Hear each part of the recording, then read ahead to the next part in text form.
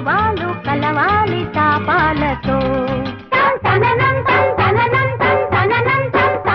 12 పుష్కరాలు 16 పరువాలు ఆనాడు చేసేవి తానాలు ఈనాడు వచ్చేవి తాపాలు.